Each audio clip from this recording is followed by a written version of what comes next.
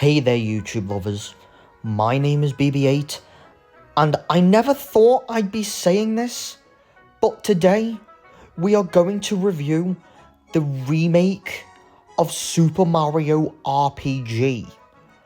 It's insane to think that I'm reviewing the one game I never thought in a million years would ever get a remake, and that was Super Mario RPG.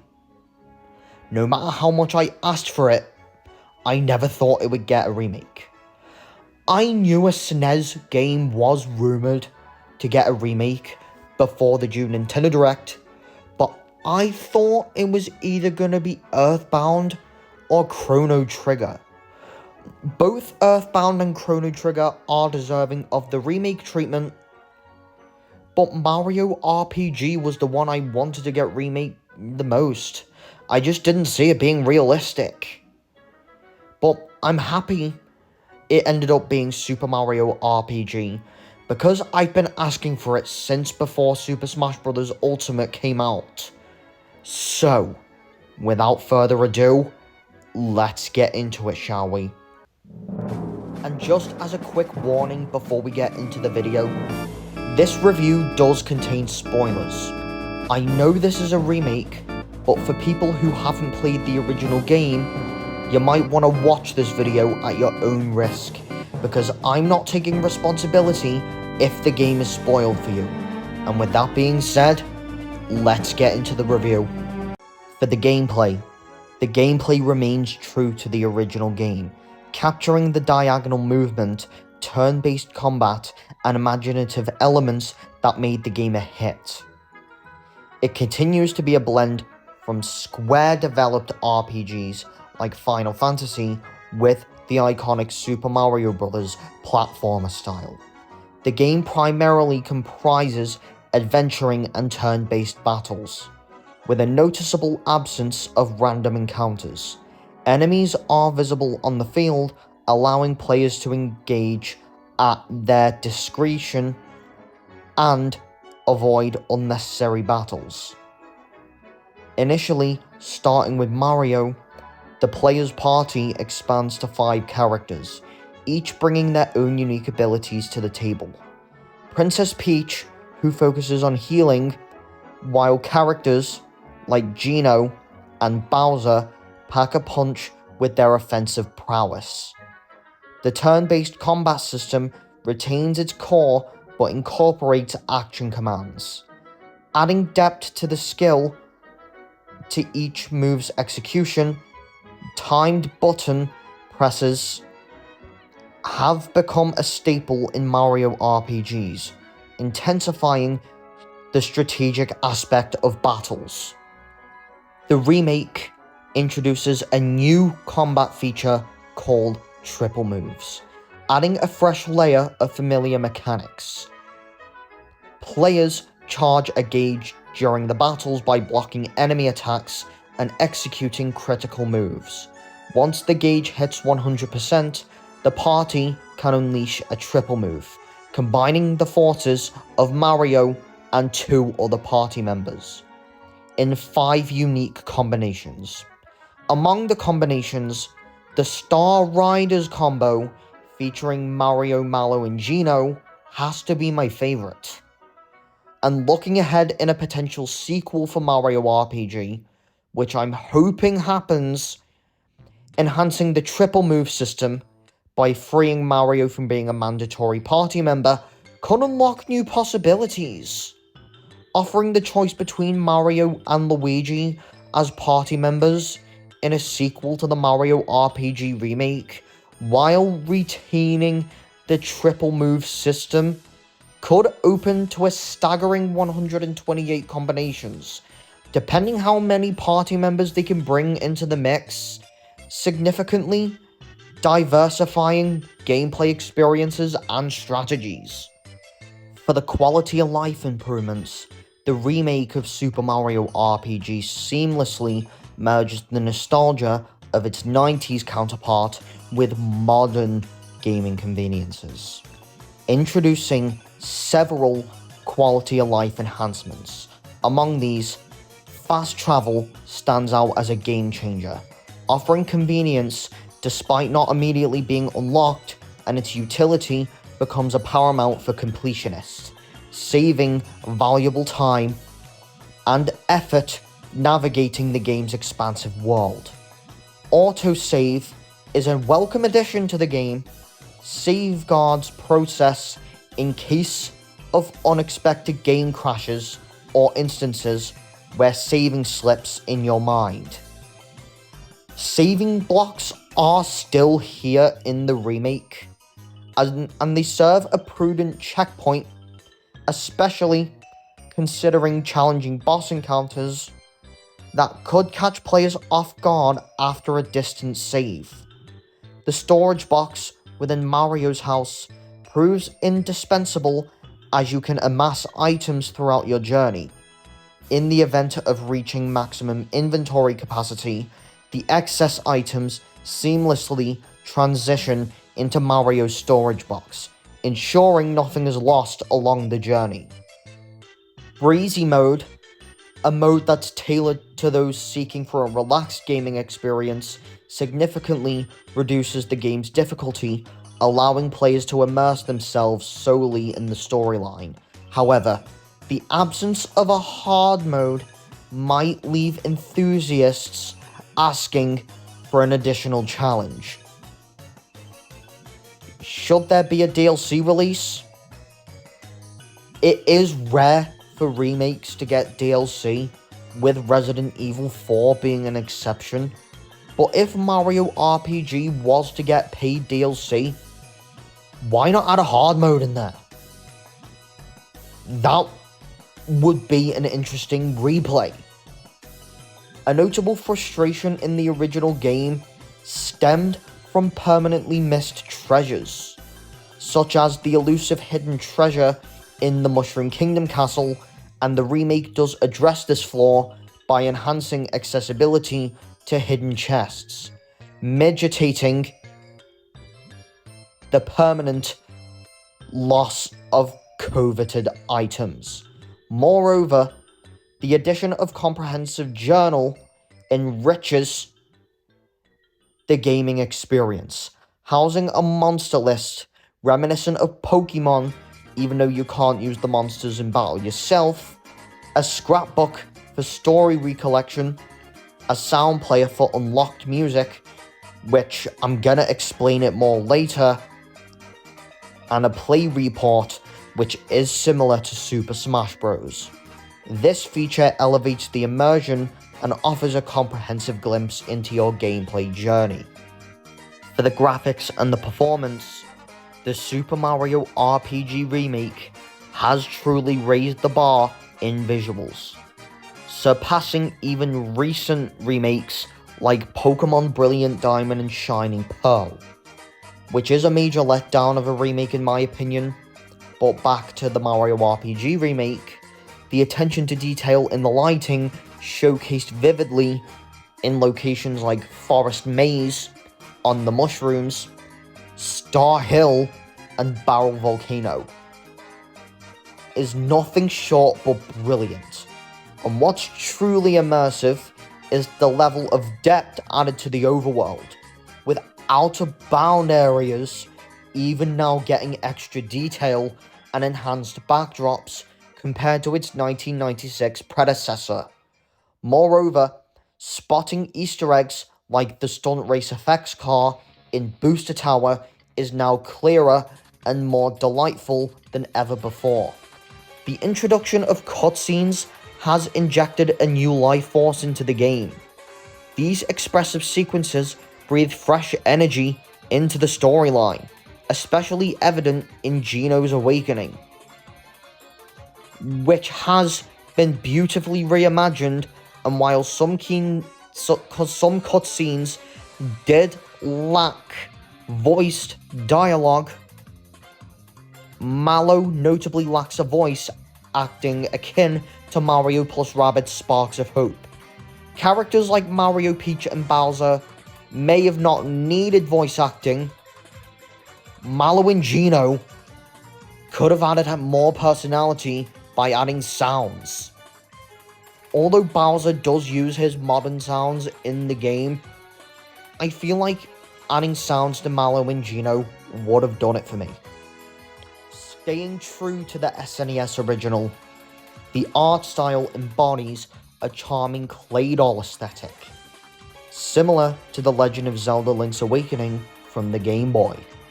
Mario, Peach, and Bowser do receive their modernized designs in this game while retaining the clay doll essence.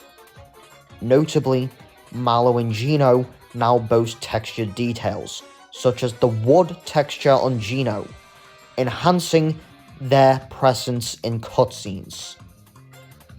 The UI design has seen slight alterations from the SNES original, maintaining the iconic pipe frame within the save menu, but the font does receive a modern update, resembling the style seen in modern Mario Party games, and the fusion of the original's creative flair with modern touches results in a UI that feels both nostalgic and refreshed. And a standout feature definitely has to be the credit sequence, undoubtedly a treat for Mario fans. The first half beautifully upscales the original's credits into HD, complemented by the modern font, and the second half transitioning into a nighttime parade featuring all encounter characters throughout the game in the Remake's visual style.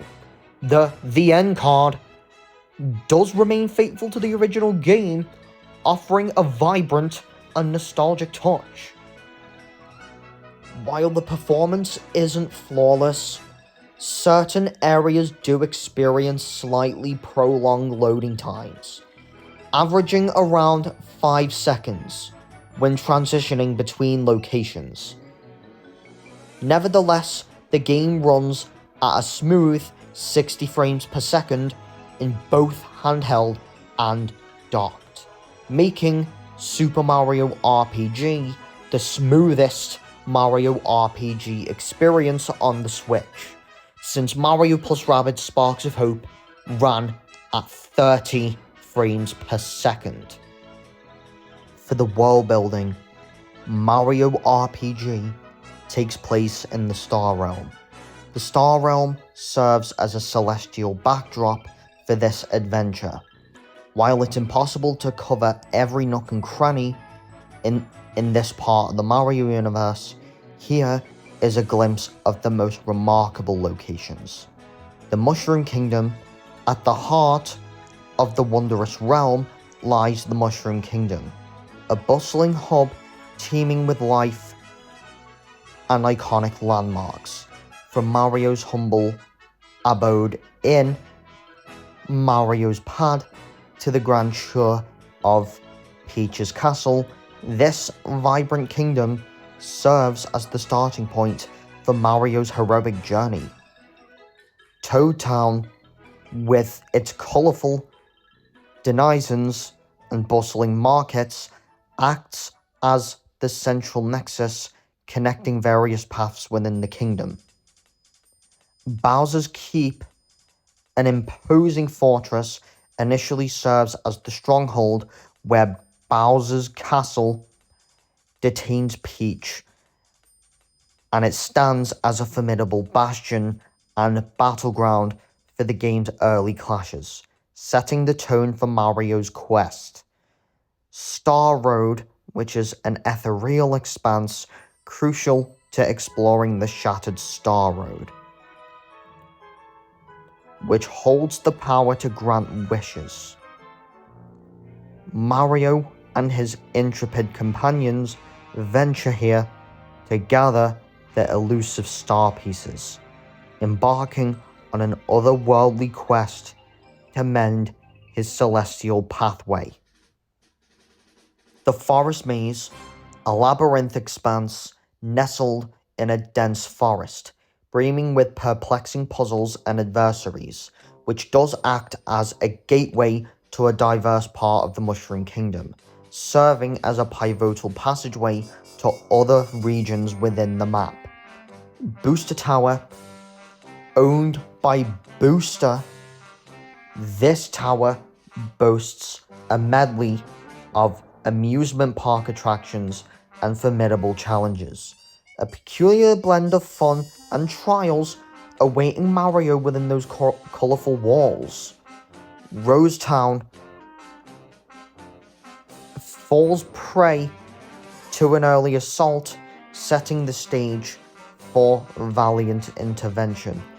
Moleville, which does lie beneath the surface, is a subterranean settlement inhabited by industrious moles. Renowned for its mines and rich cultural heritage, Mario delves into this underground world in pursuit of a lost relic crucial to his quest.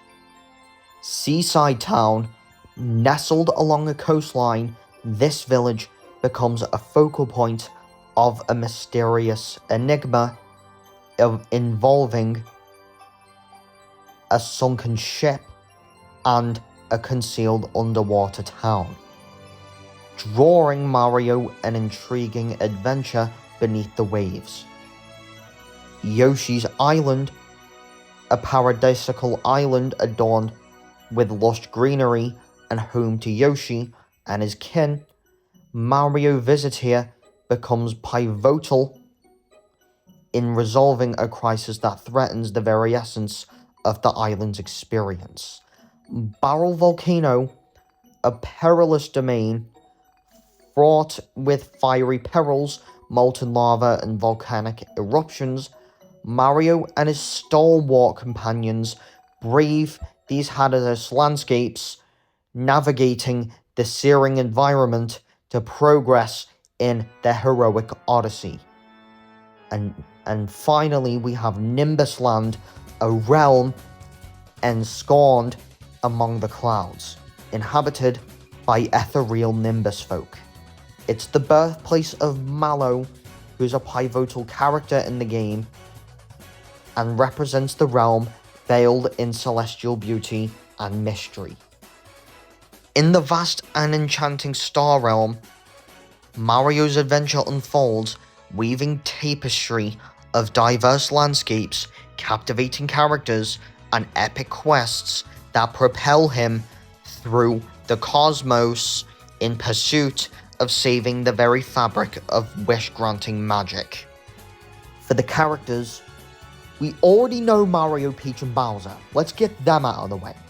Let's talk about the original characters. In your party, Mario is joined by Mallow, a Nimbus from Nimbus Land who has lightning and cloud-related abilities, and Geno, who's probably my favourite character in the game. Geno is a doll who comes alive after a star came from Star Road. Geno's abilities involve handguns, beams, and even a Geno Flash as the strongest move. Moving on from the party, we're going to talk about the bosses. Super Mario RPG has peak boss design, which makes it the best Mario RPG for a reason. Bowyer is a major highlight of this, allowing him to use his bows to disable the use of certain buttons, such as A, which is attack, X, which is items, and Y, which is specials. Countdown, a clock boss, has different attack patterns depending on the time it uses on the clock, such as Recover at 3 o'clock, Aurora Flash at 5 o'clock, and Flare at 12 o'clock. And although Smithy does take a while to fight off, Smithy can reshape his head into any shape, each representing a different ability, like the tank-shaped head firing missiles, the chest-shaped head allowing your party to get an item, a magic head which allows Smithy to use magic, and the mask head which allows him to recover. And although Smithy does take time to fight off, he's an underrated villain and a well-designed boss. And for you people who've played the original Mario RPG on the SNES, you may have noticed that some characters have had their names changed. Princess Toadstool to Princess Peach is kind of an obvious one, since the modern Mario games don't really call Princess Peach Princess Toadstool anymore, since she hasn't been called Toadstool since Super Mario 64, which did release in the same year as Super Mario RPG, and its DS remake, which did release on my birth year. Yaridovich is now called Speardovich, Mac is now called Claymorton, and Frogfucius is now called Frogsage. For the story and the writing, for people coming from the original game on the SNES, you're not missing out on anything story-wise, since the game is identical in terms of story, ignoring character name changes, although the dialogue in the Bowyer boss fight was altered because of the triple move gimmick. So for people who did come from the SNES, here is a brief recap on what goes on in the story. The storyline remains the same as the original game, but with a new coat. Mario, our fearless plumber, embarks on a mission to rescue Princess Peach. She was called Toadstool in the original, but changed to Peach, from the notorious King Bowser. But hold on, there's a new twist. A colossal living sword named Exor crashes the party, shattering the Star Road and scattering the 7-star fragments across the Mushroom Kingdom. Mario, Peach, and Bowser find themselves scattered, setting the stage for this grand adventure. Mario lands back at his pad and reunites with his trusty companion, Toad, or should I say, Peach's loyal subject. Toad informs our moustache hero that Peach is once again in peril, and so the journey begins.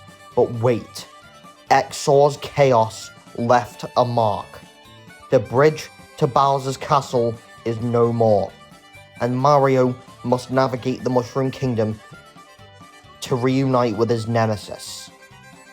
The Mushroom Kingdom isn't what it used to be, and this is where Mallow comes in. A tadpole with a mission, and a thieving Croco who's taken something dear from him, and together, Mario and Mallow tackle challenges, encountering the Smithy Gang, minions of the robotic Blacksmith King Smithy, wreaking havoc as they defeat the gang boss Claymorton.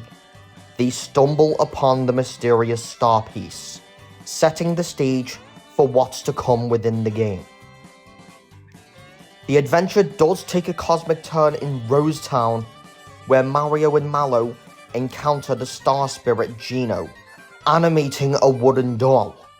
Together, they face the bow-wielding Bowyer and retrieve another star piece. Geno then joins the party, revealing that his mission is to repair the shattered Star Road to defeat Smithy. The trio's journey intensifies as they aim to thwart Smithy's evil plans. Booster Tower introduces the eccentric amusement venue owner, Booster, and reunites Mario with the reluctant Bowser. With his minions gone, Bowser seeks Mario's help to reclaim his castle. The unlikely alliance forms, leading to a faux wedding, rescue, and a hilarious encounter by the misunderstood Booster, who I did find to be a comic relief throughout the game. As our heroes gather the star pieces, they reach Nimbus Land, where a royal deception unfolds. Valentina and her sidekick Dodo hold the rulers captive. Mario, Mallow, and the gang expose their plot, defeat Mallow and Dodo, and liberate Nimbus Land, reuniting Mallow with his true parents. and the quest culminates at Barrel Volcano, where the team secures the 6th star piece. However, the ultimate challenge lies in Bowser's Castle, where Exor, the gateway to Smithy's factory, battles Rage. Secrets unfold and our heroes confront Smithy, bringing an end to his army production and restoring peace to the Mushroom Kingdom. With the star pieces united, the Star Road is repaired. Geno returns to his celestial abode. Bowser rebuilds his castle with a reformed army. Mallow reclaims his title as the Prince of Nimbus Land, and Mario and Princess Peach return triumphant to the Mushroom Kingdom, where celebrations await them.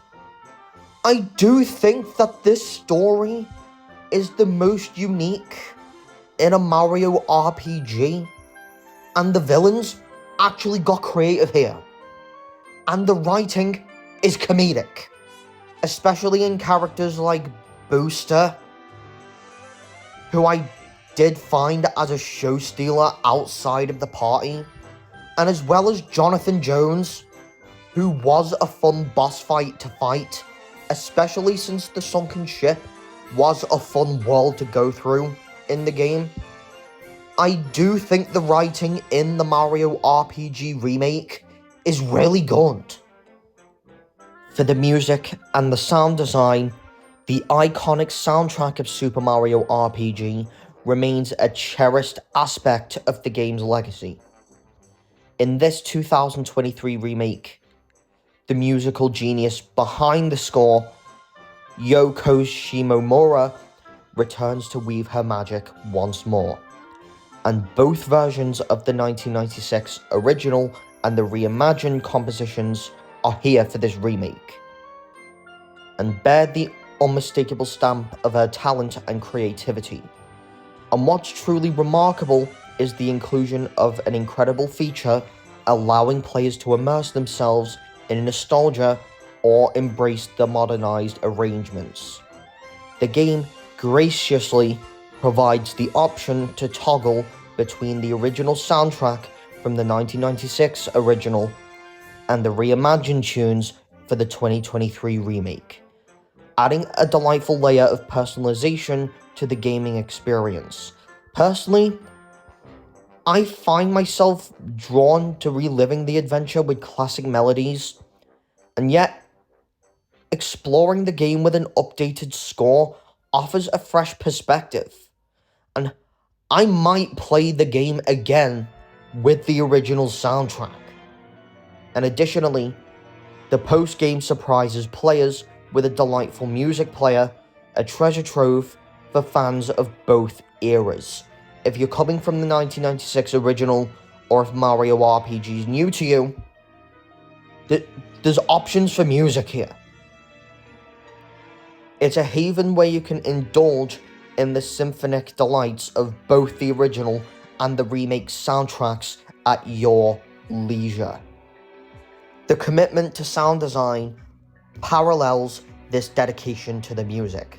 Faithfully honoring the original game, the soundtracks retain their nostalgic charm, ensuring every jump, attack, and victory fanfare resonates with the same familiar echoes that endeared the game's worldwide fans. For the summary, the gameplay, I'm going to give it a 9 out of 10. The gameplay retains the essence of the original, successfully combining Square-developed RPG elements with the beloved Super Mario Bros. Platformer style. The absence of random encounters and visible enemies in the field adds strategic depth to the turn-based battles.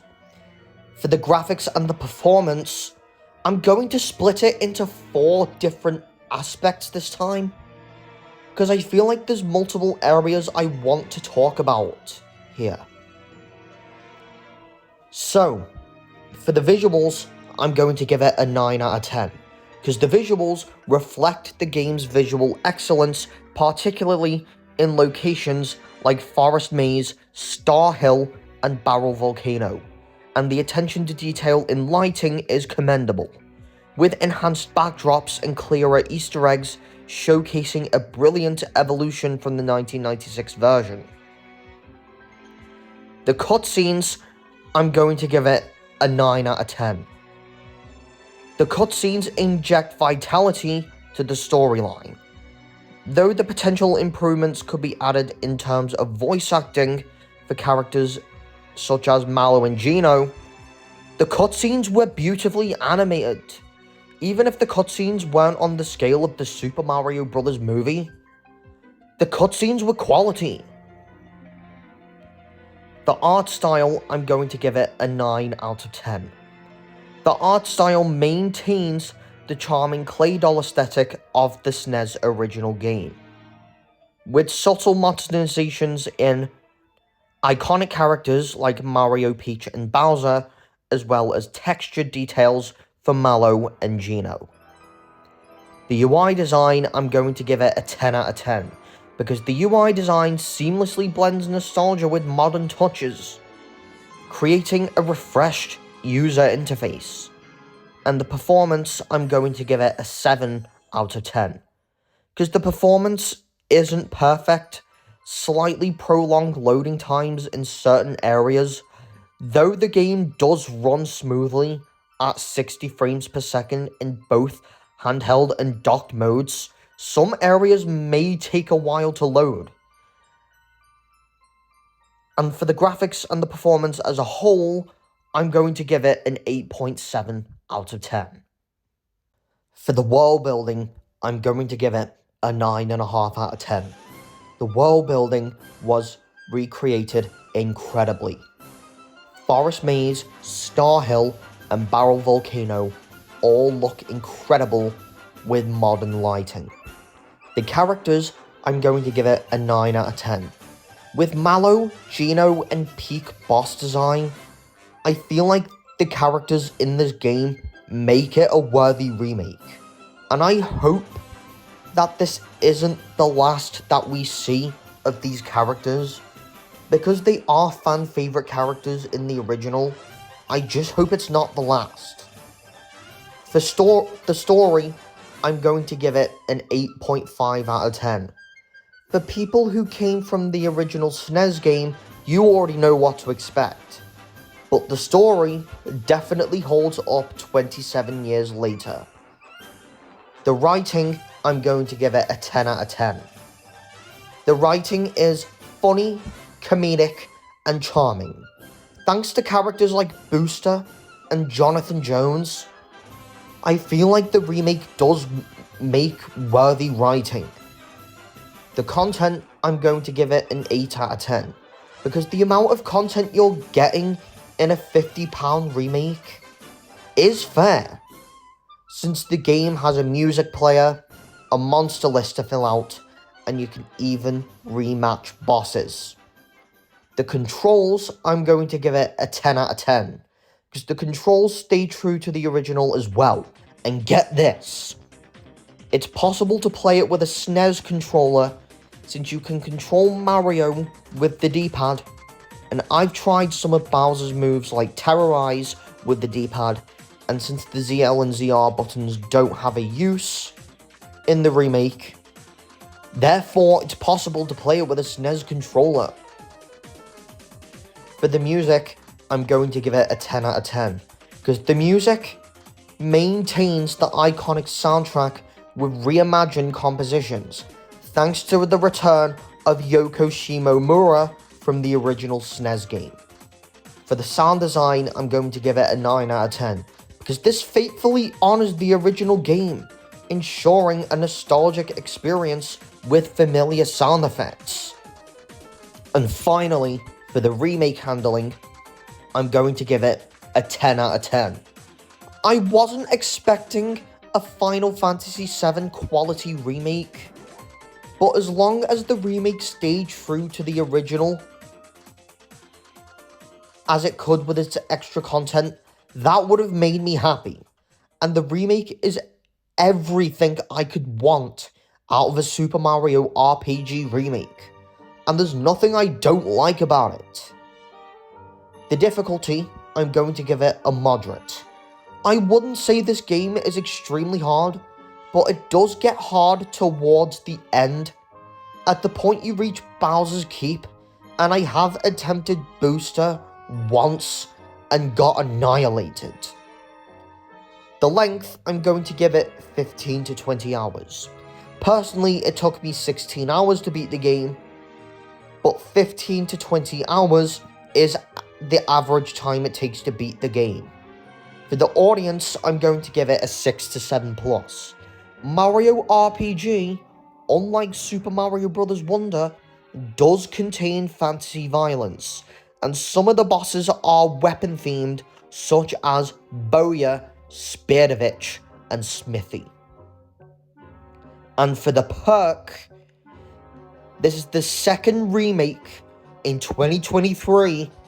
I've not played Resident Evil 4 yet, so of course it doesn't have a perk, but this is the second in the remix category to earn this perk, but Super Mario RPG deserves the certified gold perk. Super Mario RPG is probably one of the best remakes available on the Switch. Of course, Metroid Prime Remastered comes ahead of it, but it's the definitive way to experience the SNES classic on a modern console. With the Mario RPG remake, I'm hoping that this leaves the door open for a Mario RPG sequel, and possibly Geno getting his own spin-off game at some point. And I'm happy with how this remake turned out, because this is the remake I envisioned back in 2019. And overall, I give the remake of Super Mario RPG a 10 out of 10. The remake of Super Mario RPG stands as a shining example of a faithful recreation of a SNES classic done right.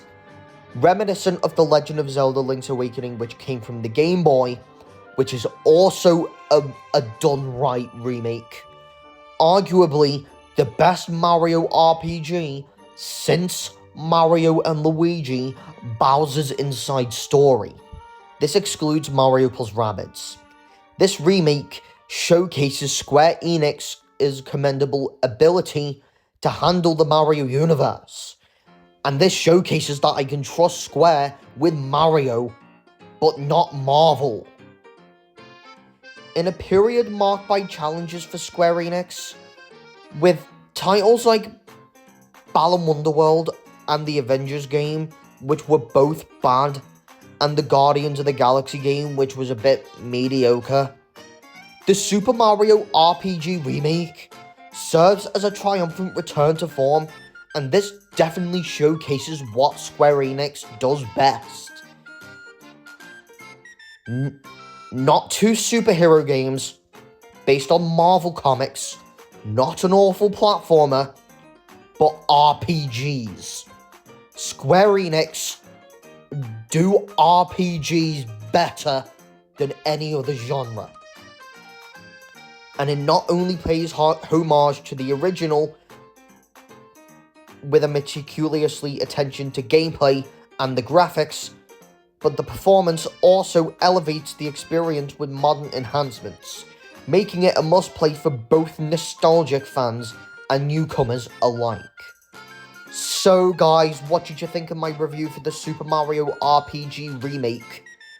Don't forget to subscribe to my channel, like this video, and turn your notification bell on so you don't miss another video like this one. And I will see you all in a future video. BB8 out.